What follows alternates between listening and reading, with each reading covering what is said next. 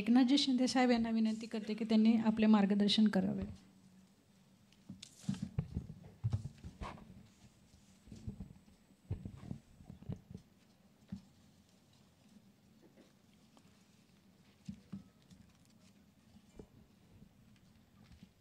नगर विकास विभागाच्या वतीने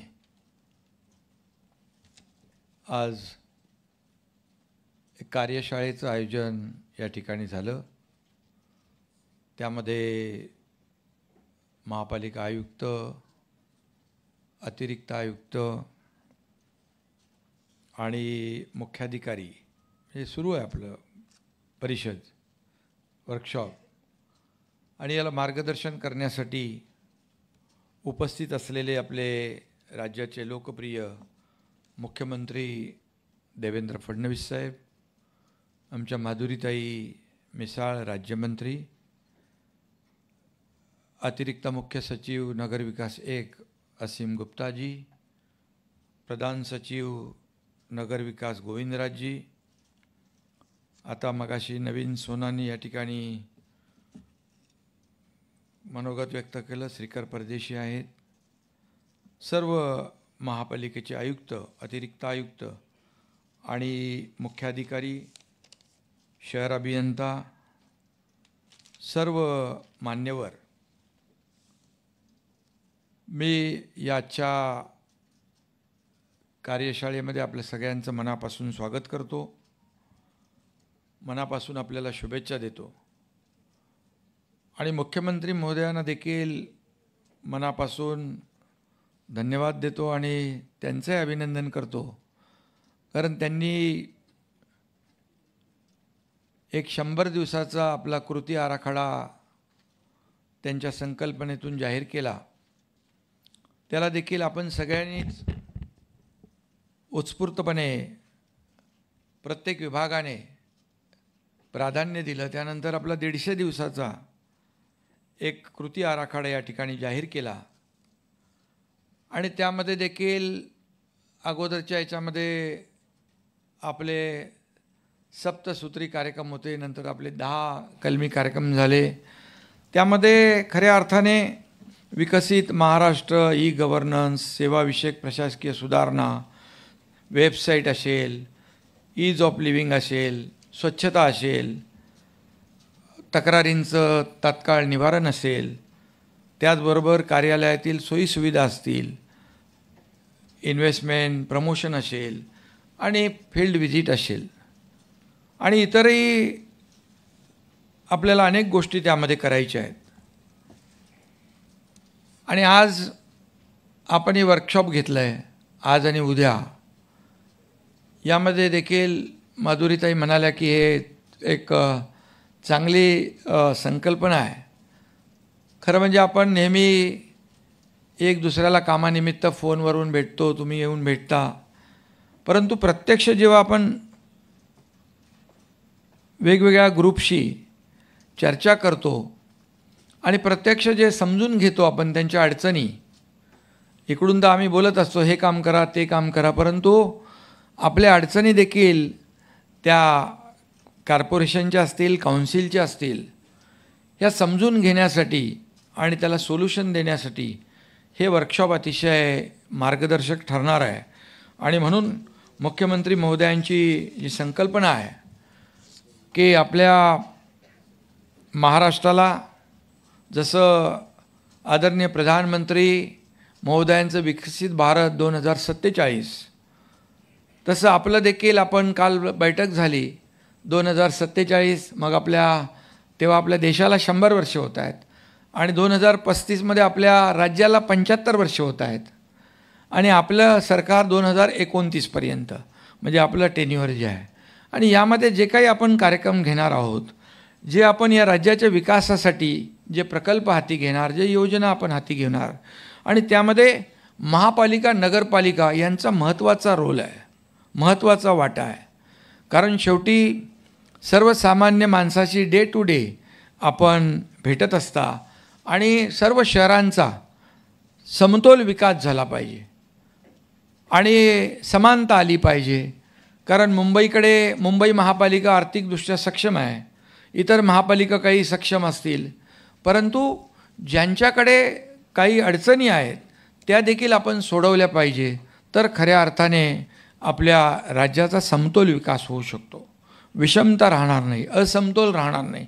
आणि म्हणूनच मुख्यमंत्री महोदयांनी ही जी संकल्पना मांडली थेट आपल्याला भेटण्याची, त्याबद्दल मी त्यांचं मनापासून अभिनंदन पुन्हा एकदा करतो आणि त्यांना धन्यवाद देतो. खऱ्या अर्थाने आज आपण भेटल्यानंतर अनेक चर्चा झाल्या आणि त्यामधून आपल्या अडचणी देखील आपण आमच्यासमोर मांडल्या. असीम गुप्ताजी म्हणाले की आपण फक्त बाकी काही ग्रँड मागू नका, आम्ही लोन देऊ.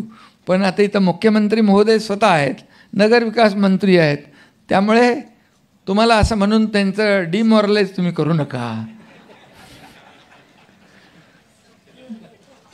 शेवटी आपण त्यांच्याकडून काही अपेक्षा करतो तर आपल्याला काही त्यांना द्यावं लागेल.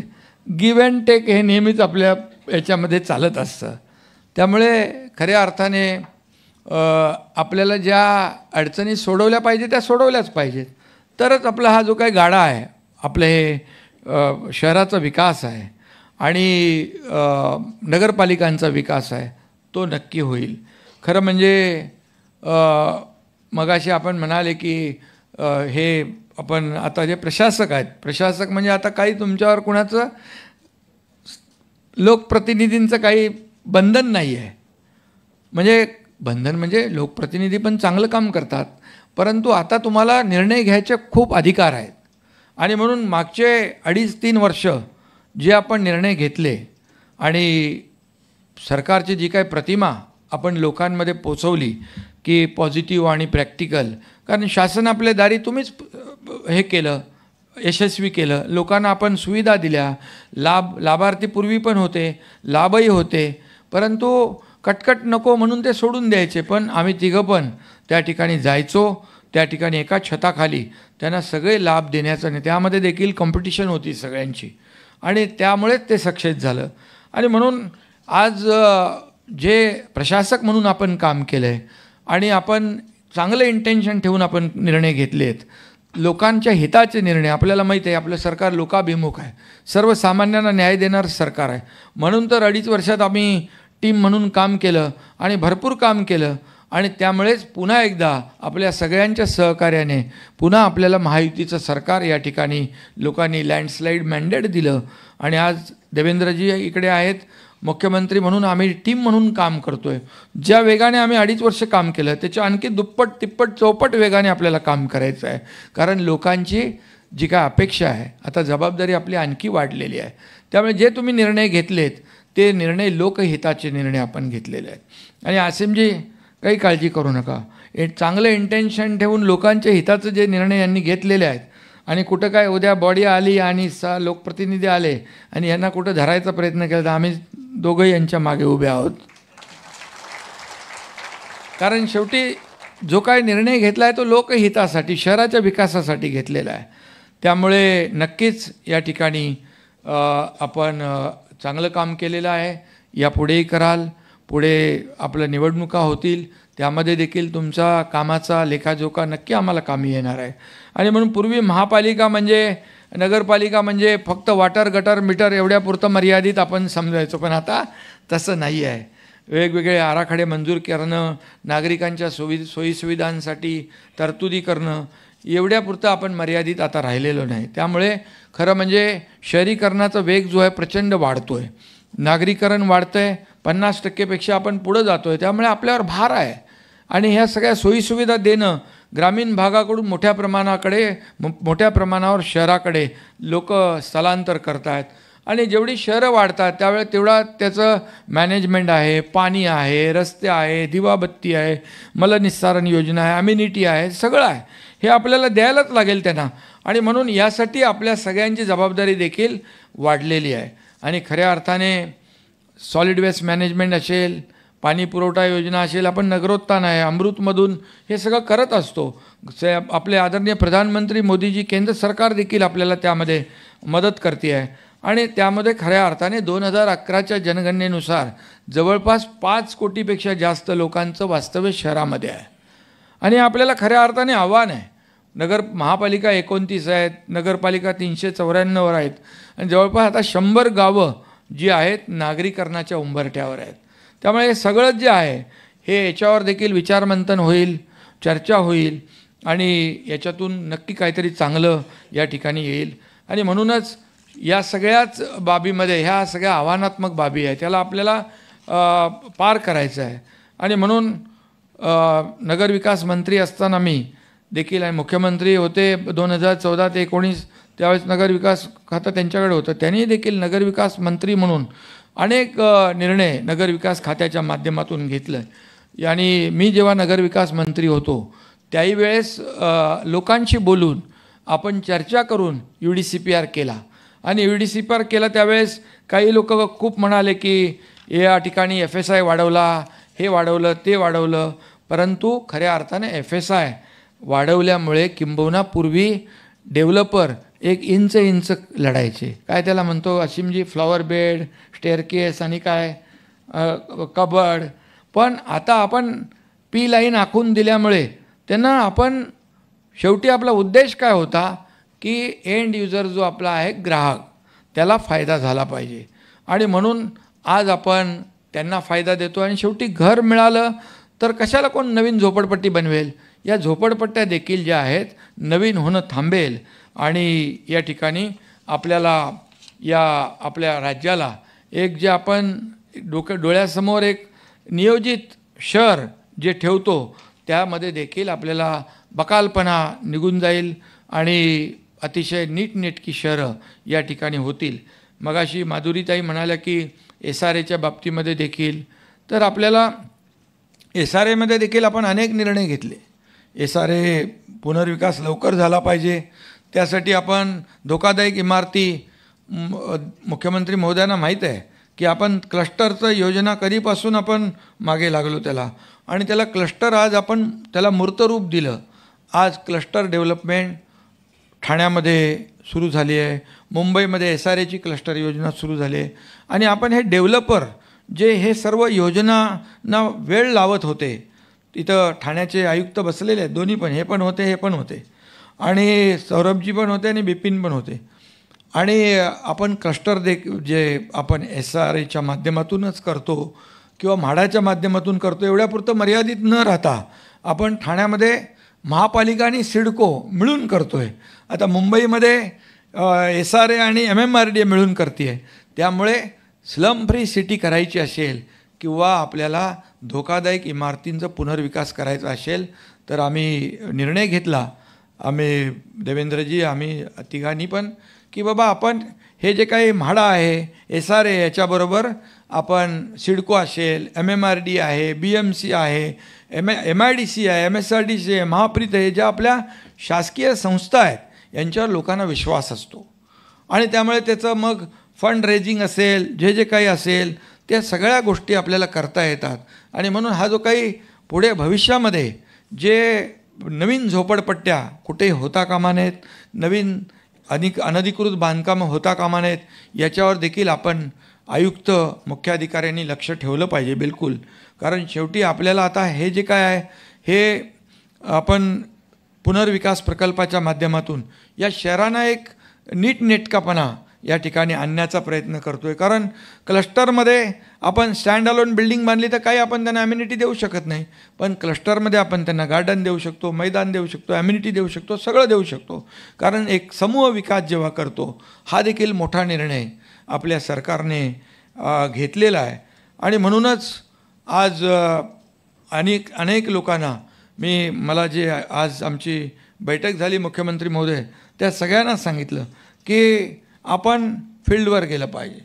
फील्ड विजिट महत्त्वाची आहे.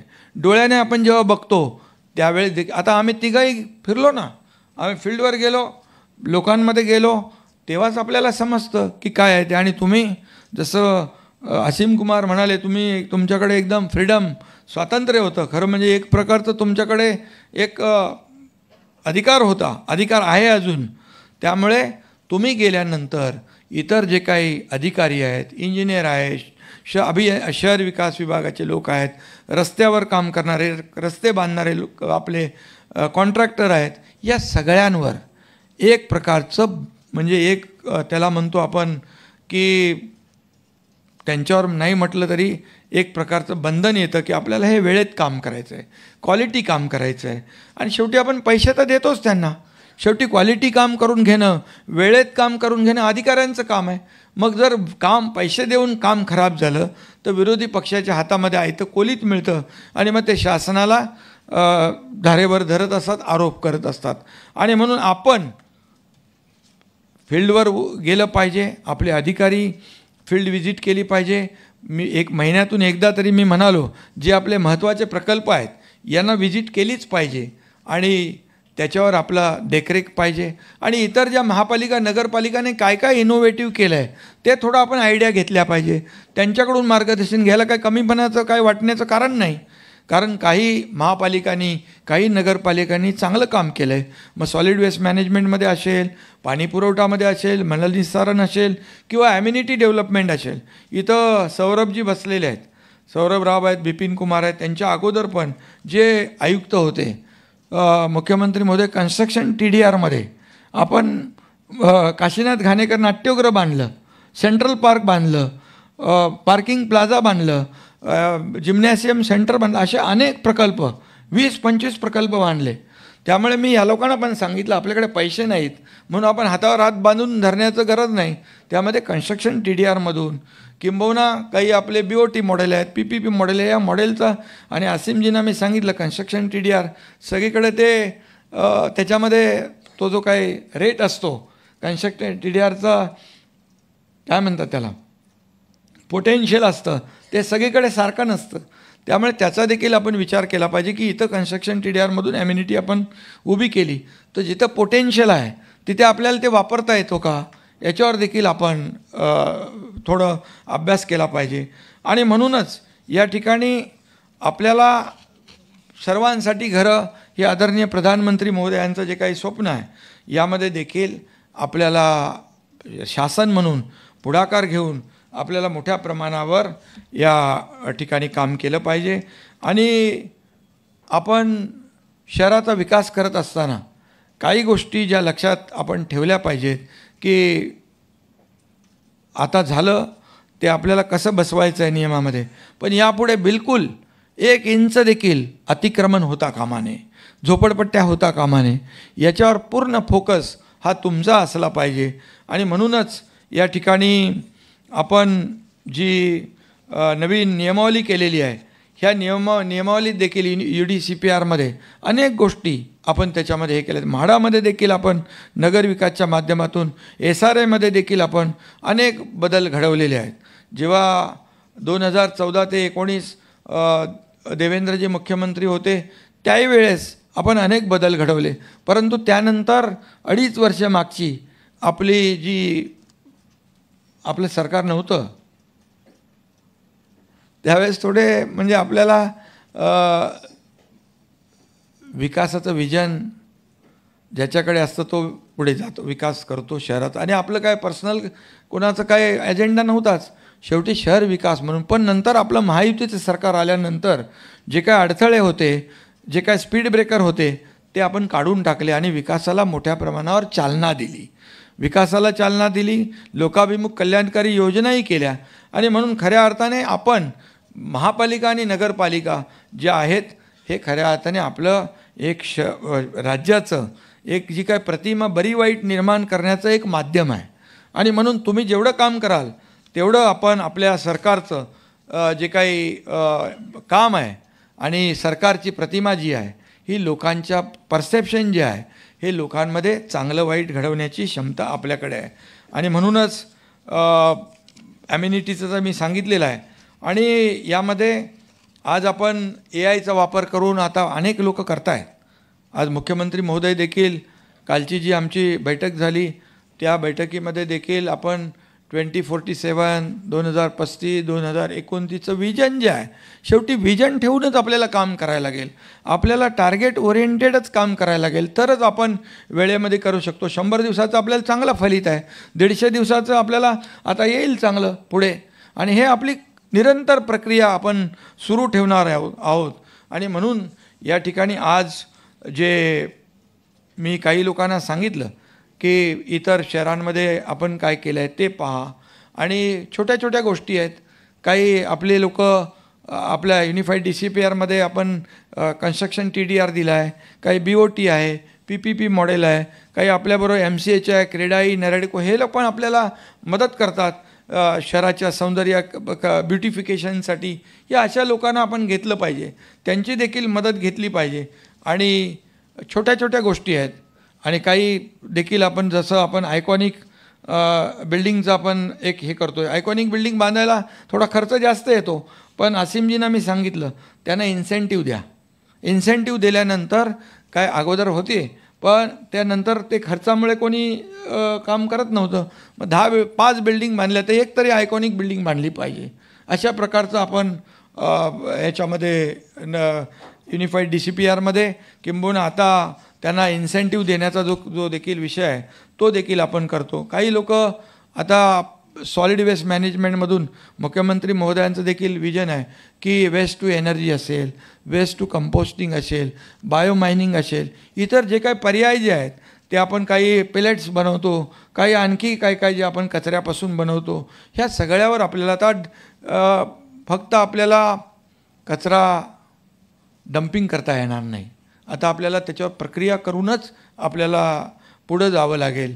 शेवटी या लोकांच्या आरोग्याचं लँड फिलिंग फक्त आपल्याला आता हा पर्याय राहिलेला नाही.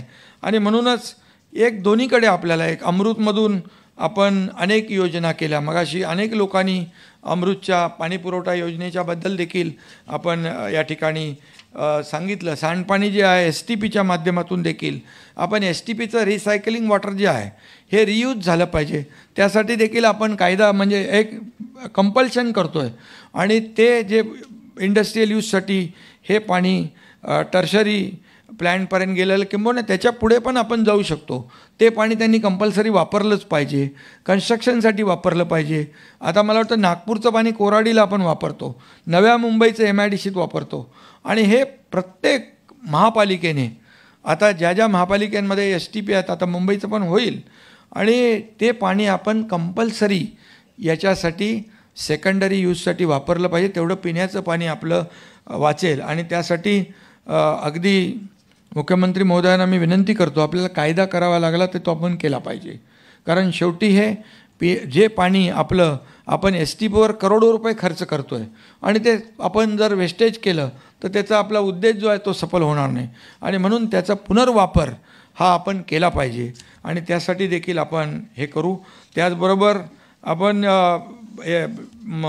अमृत आणि याच्या नगरोत्थानच्या माध्यमातून अनेक योजना आपण केलेल्या. त्याच्यामध्ये मी काही जात नाही त्या आकड्यामध्ये, पण अनेक लोकांनी त्याच्यामध्ये बसचा देखील उल्लेख केला. जी आता पंतप्रधानांची योजना आहे ही बस सेवा परिवहन, त्यामध्ये देखील अनेक लोकांनी सूचना केलेली आहे. आणि त्याच देखील आपल्याला चांगलं काम करायचं आहे. PME बस सेवा योजना आता 23 महापालिकांसाठी 12 मीटर, 9 मीटर, 7 मीटरच्या 1559 बसेस मंजूर झालेल्या आहेत. आणि यासाठी बस आगाराचे जे काही अपग्रेडेशन आहे त्याला देखील आपण पैसे या ठिकाणी देतो आहे. तेही देखील स्मार्ट सिटी मिशनची सुरुवात 10 वर्षापूर्वी झाली, परंतु आपली 8 शहरं जी आहेत ठाणे, सोलापूर, पुणे, पिंपरी चिंचवड, नागपूर, नाशिक, संभाजीनगर, या स्मार्ट सिटीसाठी देखील आपण जवळपास खूप मोठा निधी या ठिकाणी दिलेला आहे. आणि म्हणून हे सगळं करत असताना आपण आपल्या राज्याला देखील बेस्ट परफॉर्मिंग स्टेट हा देखील अवॉर्ड मिळाला. हे देखील आपल्यासाठी खूप चांगलं आहे, ही आपली अचिव्हमेंट आहे. आणि म्हणूनच आपल्या यापुढे देखील आपलं राज्य जे आहे हे FDIमध्ये पहिलं आहे, स्टार्टअपमध्ये पहिलं आहे. आता मुख्यमंत्री महोदय दावोसला गेले, 15 लाख कोटीचे MOU साईन केले आणि त्याच्यामधून मोठ्या प्रमाणावर एम्प्लॉयमेंट आपल्याला जनरेट होणार आहे. म्हणजे आपण सगळ्या क्षेत्रामध्ये आपण पुढं जातो आहे. महाराष्ट्र नंबर 1. मी जेव्हा होतो त्याही वेळेस आपण 7-8 लाख कोटीचे आपण MOU साईन केले आणि आपण त्याचं कन्व्हर्जन पण झालं. म्हणजे 70-80% फक्त कागदावर राहिले नाहीत. त्यामुळे आपल्या महाराष्ट्राला प्राधान्य देणारं मग गुंतवणुकीमध्ये, उद्योगामध्ये, या इतरही याच्यामध्ये आपल्याला केंद्र सरकार देखील पाठबळ देत आहे. आणि म्हणूनच आपण डबल इंजिनचं जे सरकार म्हणतो ते आपल्याला या ठिकाणी वेगवान काम करताना आपल्याला दिसतंय आणि म्हणूनच आपण आपली जबाबदारी आणखी वाढलेली आहे. म्हणून मी आपल्याला मनापासून या ठिकाणी आजच्या कार्यशाळेला शुभेच्छा देतो. यातून खूप आपल्याला सगळ्यांना शिकण्यासारखं आहे. आणि इतर बाजूला महापालिका आयुक्तांनी काय केलं आहे, मुख्याधिकाऱ्यांनी काय केलं आहे नगरपालिकेमध्ये, हे आपण थोडं एक दुसऱ्याच्या आयडिया शेअर केल्या तर छोट्या छोट्या म्हणजे आपल्या त्याच मॅनपॉवरमध्ये तेवढ्याच पैशामध्ये आपण शहराला एक वेगळेपण आणू शकतो, शहराची एक वेगळी ओळख निर्माण करू शकतो. आपल्या हातामध्ये ते सगळं आहे आणि बाकी काय चिंता करण्याची आवश्यकता नाही. असीमजी आम्ही सगळे आहोत त्यांच्या पाठीशी आणि चांगलं काम आपण करत राहा. अधिक वेगवान कामाची अपेक्षा आपल्याकडून आहे. काय अडचणी आहेत त्या नक्कीच मुख्यमंत्री महोदयांशी देखील आपण शेअर केल्या. काही लोक आता आणखी त्यांच्याशी शेअर करतील आणि अडचणी ज्या आहेत त्याच्यावर आपण खऱ्या अर्थाने मात करू शकतो. या खरं म्हणजे असीमजी मी पण नगरसेवक होतो आणि देवेंद्रजी पण नगरसेवक होते, ते महापौर होते, माधुरीताई पण होत्या. मी सभागृह नेतापर्यंत पोचलो आणि तिथून डायरेक्ट आमदार झालो, पण देवेंद्रजी महापौर होते.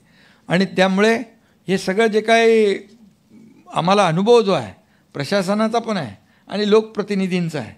त्यामुळे खऱ्या अर्थाने आपण जसं मला आठवतं म्हणजे नागपूर तर देवेंद्रजी बघतात, नागपूर शहर पण आपण बघितलं, तिकडे विकास चांगला होतो आहे. तिकडे मगाशी अभिजित होते, त्यांनी देखील सगळी माहिती दिली आपण कसं त्या ठिकाणी करतो आहे. तिकडे तर तुम्ही डबल डेकर केली आहे. आता आमच्याकडे ती पहिली काल डबल डेकर झाली आहे, आपली काल आपण त्याचं ट्रायल रन घेतलं आहे.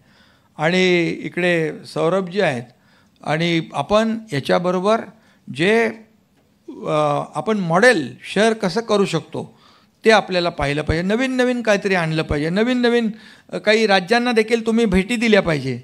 आपल्या इतर राज्यांमध्ये काय केलं आहे, इंदोर असेल तर त्याचं नाव घेतात लोक, इंदोर आहे, आणखी काही राज्य आहे, चेन्नई आहे, तर बाबा तिथं काय केलं आहे, तिथे कशामध्ये त्यांनी चांगला परफॉर्म केला आहे, चांगलं क्वालिटी लोकांना दिली आहे. शेवटी आपल्याला डोळ्याने पाहिल्याशिवाय आपल्याला अनुभव येत नाही. आणि म्हणून जसं मी म्हणालो कन्स्ट्रक्शन TDRमध्ये भली मोठी आपली लिस्ट आहे, त्याचं देखील तुम्ही जरा या आपल्या आयुक्त मुख्याधिकारी यांच्याशी तुमच्या देखील आयडिया शेअर करा कसं आपण केलं. पूर्वी आपण फक्त युनिफाईड DCPRमध्ये किंवा नाही अगोदर आपण फक्त इमारत बांधायचो पण आतलं करत नव्हतो मुख्यमंत्री महोदय. मग आपण त्याच्यामध्ये आतलं इंटिरियरपासून म्हणजे ऑडिटोरियमचं मी सांगतो आहे, इंटिरियरपासून अगदी इलेक्ट्रिफिकेशनपासून साऊंड सिस्टीमपर्यंत सगळं त्याला कन्स्ट्रक्शन TDRमधून, कारण शेवटी कुणाची कॅपॅसिटी नसेल महापालिकेची किंवा नगरपालिकेची, मग त्यांनी सुविधापासून वंचित राहावं का, तर नाही. मग त्याला हे पर्याय आहेत. आणि मग त्याच्यामध्ये आणखी काय आपल्याला सुधार करायचा असेल तर आपण नक्की करू. एवढंच मी या प्रसंगी आपल्याला सांगतो. आणि खरं म्हणजे मुख्यमंत्री महोदयांनी जी काही संकल्पना मांडलेली आहे ती संकल्पना अतिशय चांगली आहे, अभूतपूर्व, म्हणजे चांगलं एक राज्याला आणि प्रत्येक शहराला एक समान याच्यामध्ये आपण त्यांचा विकास करू शकतो. आणि प्रत्येक शहर हे आपलं मुख्य प्रवाहात आलं पाहिजे. त्या शहरातल्या नागरिकांनी देखील अरे ते ठाण्याला एवढं चांगलं आहे, मुंबईला एवढं चांगलं आहे, नागपूरला एवढं चांगलं आहे, आमच्याकडे का नाही, असं त्यांना म्हणावं लागू नये यासाठी या परिषदेचा या कार्यशाळेचा नक्की फायदा होईल. आणि आपण मनमोकळेपणाने तुम्हाला बोलायची संधी मुख्यमंत्री महोदयांनी या ठिकाणी दिली, त्याबद्दल तुमचे विचार जे आहेत आणि अडचणी ज्या आहेत ते आपण मांडा, त्याच्यातून नक्की मार्ग काढू. आणि असीमजी असं आपण बोलू नका की काय देणार नाही म्हणून. आपण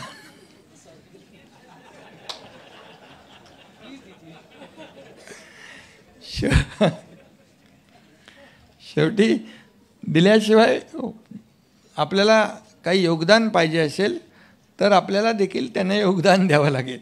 आणि म्हणून मी सगळ्यांना खूप खूप शुभेच्छा देतो. मुख्यमंत्री महोदयांचं मी नगर विकास विभागाच्या माध्यमातून मनापासून अभिनंदन करतो आणि तुम्ही असेच निर्णय घेत राहा. विकासाचं विजन ठेवून आम्ही सर्वजण आपल्या पाठीशी खंबीरपणे उभे आहोत. धन्यवाद. जय हिंद, जय महाराष्ट्र.